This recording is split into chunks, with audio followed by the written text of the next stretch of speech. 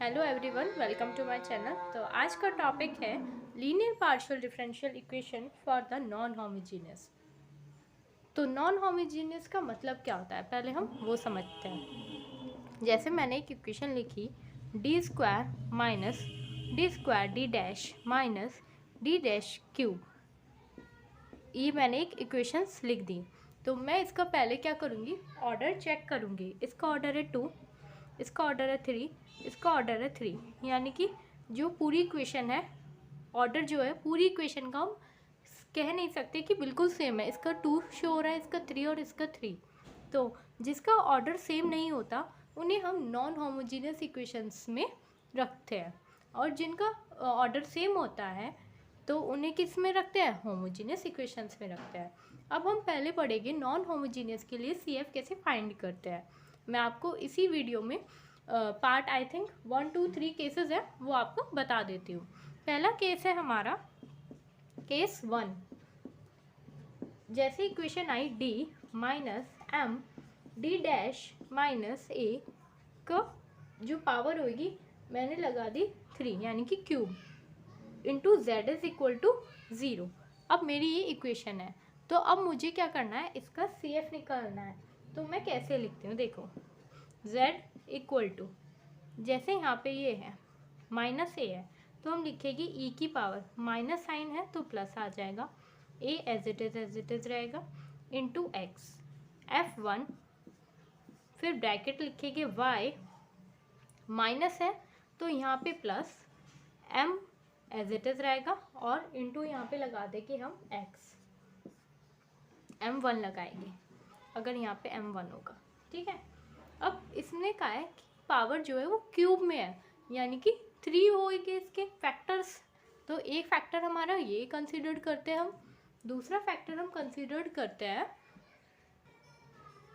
e की power ax, as it is लिखेंगे अभी हम F2, ब्रैकेट में लिखेंगे y प्लस, माइनस है तो प्लस m2 या m1 लिख दो, कुछ भी लिख सकते हैं आप, इंटू एक्स, ठीक, एज इट इज लिख दिया।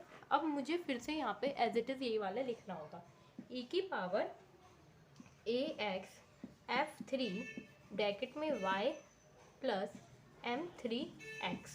अब देखो मैंने ये कैसे लिखा, मैं बताती हूँ आपको। जैसे मैंने ये लिखा, इसने कहा था कि 3 यानी कि 2 की पावर 3, यानी कि ऐसे ऐसे रहने दो, यानी कि 3 है तो m1 जो होगा आपका m2 के इक्वल है, और m3 ये तीनों क्या है, एक दूसरे के इक्वल है, इसे हम मान लेते हैं।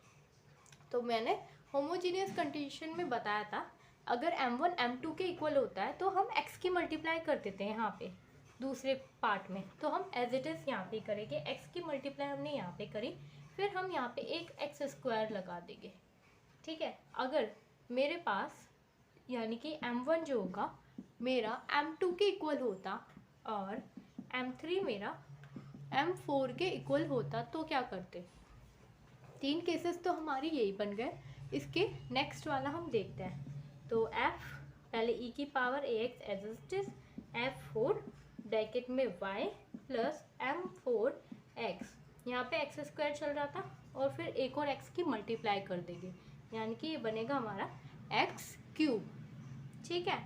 सबसे पहला केस तो हमारा यही है। जब हम इसके क्वेश्चंस करेंगे और आपको और अच्छे से क्लियर हो जाएगा। चलो मैं इसके ऊपर एक क्वेश्चन ले लेती हूँ पहले ही। क्वेश्चन है हमारा d minus 2d dash minus 4 bracket में हमने लिखा है क्लोज करके bracket into z is equal to 0। अब देखो पहले लिखेंगे हम e माइनस 4, माइनस का क्या हो जाएगा plus 4 as it is into x, फिर F1, फिर लिखेंगे हम y माइनस या प्लस, माइनस साइन है तो उसका opposite plus 2 as it is, इसकी जगह हम इसे x ले लेंगे, ठीक है। एक बन गया हमारा, ये आ गया हमारा CF, यही होता है इसका CF।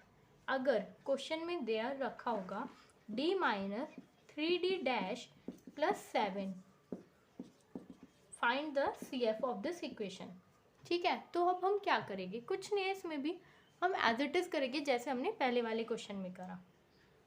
लिखेंगे ई प्लस है तो -7x(f1) ब्रैकेट में y माइनस है तो प्लस का साइन 3 एज इट इज़ लिखेंगे। इस डी डैश को x की तरह कंसिडर्ड कर लेना। बस ये हो गया आपका CF। अब आपको आई होप आपको समझ में आ गया होगा और आपको CF निकालना आ गया होगा। केस फर्स्ट की बात हो रही है, अब मैं केस सेकंड लेती हूँ। उसमें केस सेकंड है a into D minus m1d dash minus a1 bracket close करके z इज इक्वल टू 0। अगर हमारा d से पहले कोई वैल्यू होती है तो क्या करना होगा? सबसे पहले आप क्या करना, लिखना इसे e की पावर माइनस है तो प्लस का साइन a1 फिर ब्रैकेट में f1 y माइनस है तो प्लस का m1x। हमने पहला जैसे केस यूज़ करते थे हमने एज इट इज़ लिख दिया। अब दिक्कत आ रही है, ये a आ गया तो क्या करना, यहाँ पे a की से डिवाइड कर देना और इस a से यहाँ पे मल्टीप्लाई कर देना। बस और कुछ नहीं करना है। मैं फिर से रिपीट कर देती हूँ, इस a से यहाँ पे डिवाइड करना है और इस a से यहाँ पे मल्टीप्लाई करना है। मैं एक क्वेश्चन ले लेती हूँ और आपको इससे क्लियर हो जाएगा और अच्छे से। मैंने लिखा 3d minus 7d dash minus 2।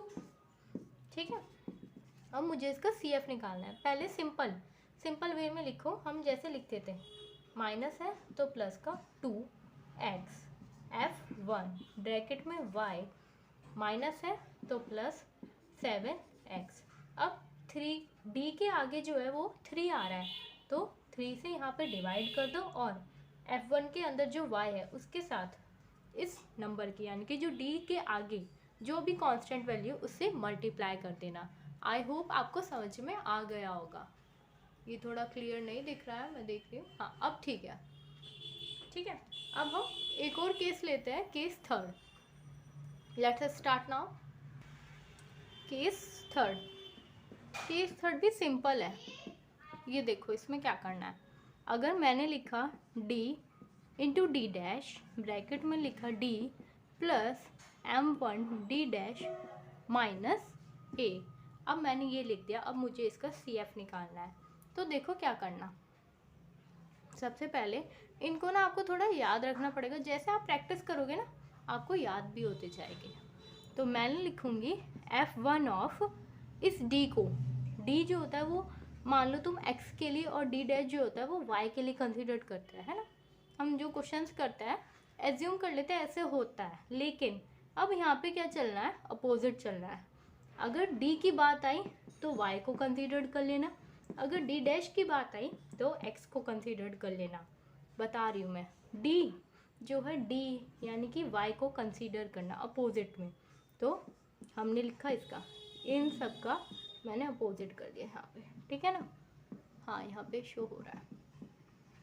तो फिर प्लस f2 d डैश का क्या लिखते थे, x लिखेंगे अपोजिट करके, प्लस अब ये आ गया e की पावर माइनस है तो प्लस का ax f3 फिर ब्रैकेट y प्लस है तो माइनस m1 इंटू x हो गया।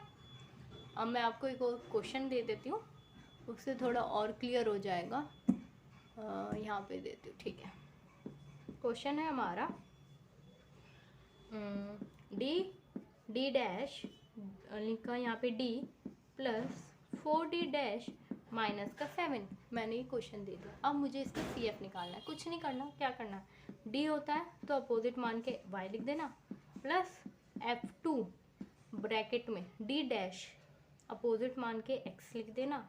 ठीक है, प्लस f3, लेकिन ये है यानी कि केस 1 से रिलेटेड हो रहा है। वैसे सारे केस ना सेम है, रिलेट हो रहे हैं एक दूसरे से, सारे के सारे केस जो है रिलेट हो रहे हैं। तो देखो अब यहाँ पे e की पावर माइनस है तो प्लस 7x यानी कि a इंटू एक्स था 7 इंटू एक्स, फिर f3 ब्रैकेट लगाना y प्लस का साइन है तो minus 4 as it is d dash को x।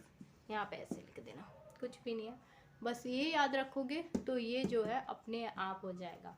बस प्रैक्टिस करना, लिख लिख के प्रैक्टिस करोगे तो हो जाएगा। अब मैं केस 4 लेती हूँ, वो काफ़ी इजी है। केस 4 है मेरा d minus a into z is equal to 0। इसका CF निकालना सिंपल है। जहाँ भी e की पावर होता था, सॉरी a होता था, तो हम क्या लिखते थे, e की पावर माइनस है तो प्लस a इंटू एक्स, फिर F1। इस d को हम पहले x से कंसिडर करते थे, लेकिन हम d का अपोजिट मान लेते हैं। मैं जैसे पढ़ती हूँ मैं वैसे ही पढ़ा रही हूँ, जैसे मैं मानती हूँ ना वैसे ही बता रही हूँ बिल्कुल। तो d का हम ले लेंगे y अपोजिट मान के। मैं तो ऐसे ही याद करती हूँ, ईजी पड़ता है क्योंकि, ठीक है। अब मैं एक क्वेश्चन भी करा देती हूँ उसके बेसिस पे। अगर आया क्वेश्चन में d माइनस 7 और इसका आपको CF निकालना है, तो e की पावर माइनस है तो प्लस 7x F1 d यानी कि y हो जाएगा, ठीक है। यही आपका CF है। केस 5 भी यहाँ पे कर लेते हैं। केस 5 कहता है, अगर मैंने लिखा d डैश माइनस है सिंपल, तो इसमें लिखेंगे e की पावर माइनस है तो प्लस का ax, फिर F1 किसके साथ, d डैश है यानी कि x ले लेते हैं, ठीक।